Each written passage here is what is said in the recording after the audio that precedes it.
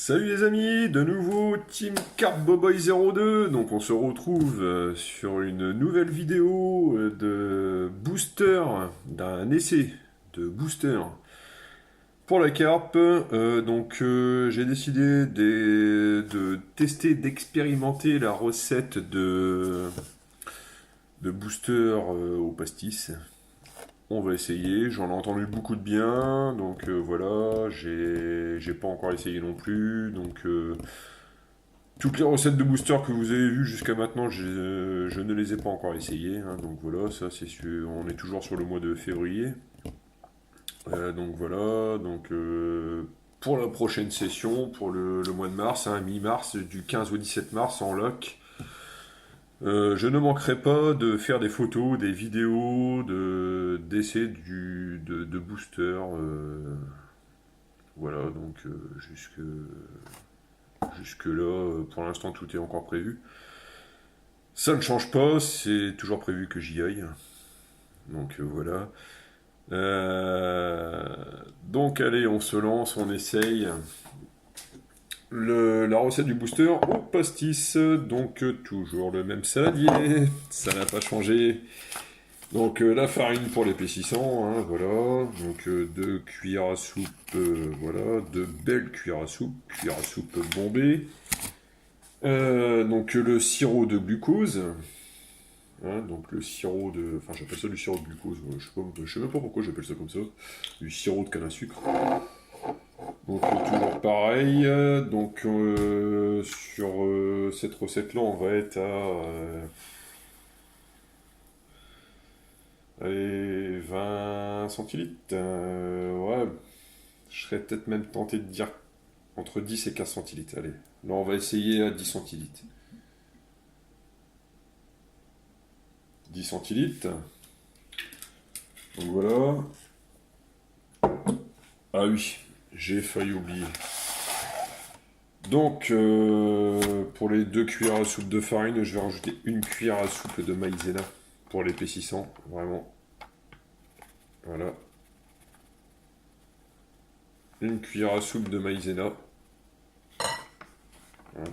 Là, j'ai vidé le reste, hein, parce que il est resté une pauvre petite cuillère à café de rien du tout. J'aurais même dit une cuillère à mocha, et toute petite cuillère.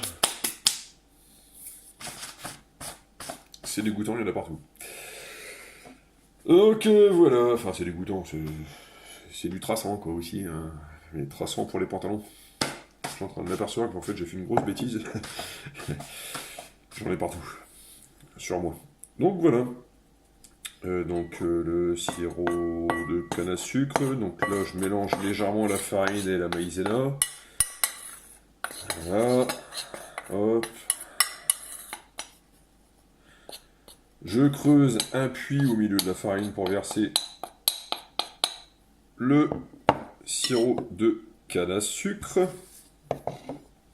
Je m'excuse, on voit ma grosse main, j'ai essuyé un petit peu de chantier qui avait un peu devant le téléphone. Voilà, le sirop de canne à sucre, les 10 centilitres. Toujours pareil, je vais verser le lait écrémé dedans.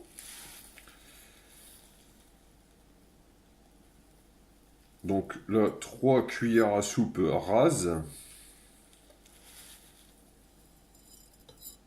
3 cuillères à soupe rases de lait écrémé. Voilà. Donc, ça retourne là-dedans. Donc, on mélange. On attend la dissolution du lait écrémé. Voilà. On va attendre un petit peu. Pendant, je vais préparer le pastis. Le pastis. Donc le pastis, j'en vais en verser 5 centilitres de pastis. 5 centilitres de pastis. Donc voilà. 5 centilitres. Voilà. Donc je vais attendre un petit peu que le lait dissout. Le lait en poudre. C'est même plutôt pas mal.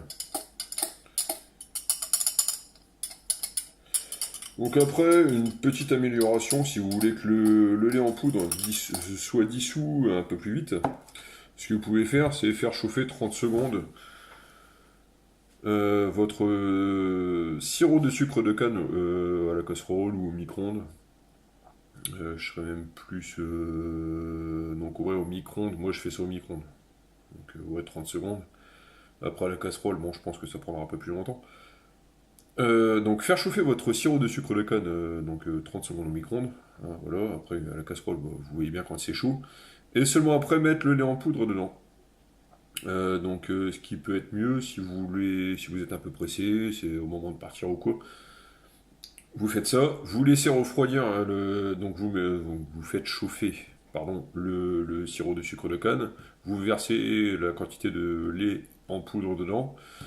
Vous laissez fondre, vous laissez refroidir et vous versez dans la farine et vous préparez votre mixture. Vous préparez votre booster. Parce que en fait, le sirop de sucre de canne en chauffant, il se liquéfie. Il devient légèrement plus liquide. Il est moins sirupeux que lorsqu'on ouvre la bouteille. Ou lorsqu'on le verse étant froid directement de la bouteille. Il est un petit peu moins sirupeux. Donc laissez-le refroidir. Donc là, moi, c'est ce que j'ai fait. Là, j'ai fait chauffer. Il est totalement refroidi. Il est bien. Voilà. Le lait en poudre, il est un petit peu plus dissous. Voilà. Il est dissous plus vite, on va dire. Donc pour ceux, pareil, toujours en 2 voire 3 étapes. Bon, je pense que là, je vais même le faire en 2 étapes. Hein, je pense qu'il y a moyen. Hop, pousse-toi le verre. Voilà, allez, hop, on mélange le tout, maïzena plus farine. Donc normalement la maïzena, c'est là qu'on va voir si ça donne un petit peu plus d'épaississant. Voilà, hop là, j'en mets partout le cochon. Ça se nettoie, ça se nettoie. Ouais, allez, ouais, en 3 fois. On va être gentil, en 3 fois. Donc pour cette recette-là au pastis, 2 cuillères à soupe de farine, 1 cuillère à soupe de maïzena, 10 centilitres de sirop de sucre de canne, 2 cuillères à soupe rase de lait en poudre, pour le traçant, je le rappelle, 5 centilitres de pastis, ou plus, si vous aimez fortement anisé. Alors après, je pense pas que ce soit... Je pense pas que ce soit plus efficace. Hein. C'est pas plus c'est anisé, plus c'est efficace. En tout cas, j'ai jamais entendu cette version-là. Donc voilà, là on a vraiment le côté pâteux. Hein. Là on a vraiment le côté ruban. Là j'en suis arrivé à une texture que moi j'aime bien. Hein, pour mon style de bouillette. Je m'excuse, hein, je regarde l'heure, parce qu'il va falloir que j'aille rechercher mes enfants à l'école. Donc voilà, là on est vraiment arrivé sur le côté pâteux que j'aime bien. Tic tac boum. Le colorant alimentaire, excusez-moi. Le colorant alimentaire, donc pour ce, je vais mettre le jaune. Couleur pastis. Ah, couleur pastis, oui. Un pastis, c'est un petit jaune, quoi. Donc le colorant alimentaire. Donc jaune. 2, 3, 4. On va voir ce que ça donne. Donc là, je le rappelle, la couleur comme ça.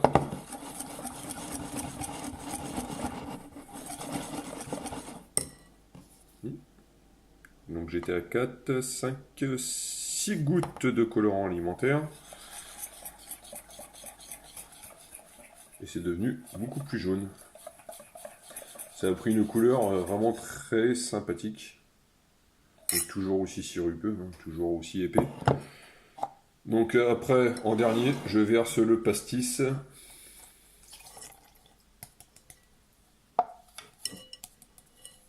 Il y en a vu, hein, je n'en ai pas gardé pour moi. Bon, tout pour les cartes.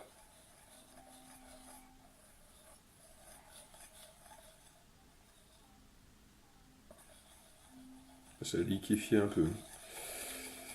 Après, ouais, ça reste encore raisonnable. Ça reste encore largement raisonnable. C'est encore, ouais, c'est encore bien. Et là, ça a un côté anisé. Là, c'est un côté pastis. C'est effrayant. C'est, ouais, je vais même dire, j'avais dit 5 centilitres de mémoire de pastis. Je serais même tenté de dire entre 3 et 5 centilitres. Entre 3 et 5 centilitres de pastis. Parce que là, je sais pas. C'est un côté vraiment anisé, c'est bon, ça sent le pastis, mais là, à renifler comme ça, c'est limite si j'ouvre la bouteille et que je renifle le contenu de la bouteille, quoi. C'est fort, c'est très fort, c'est très très fort. Ouais, c'est fort.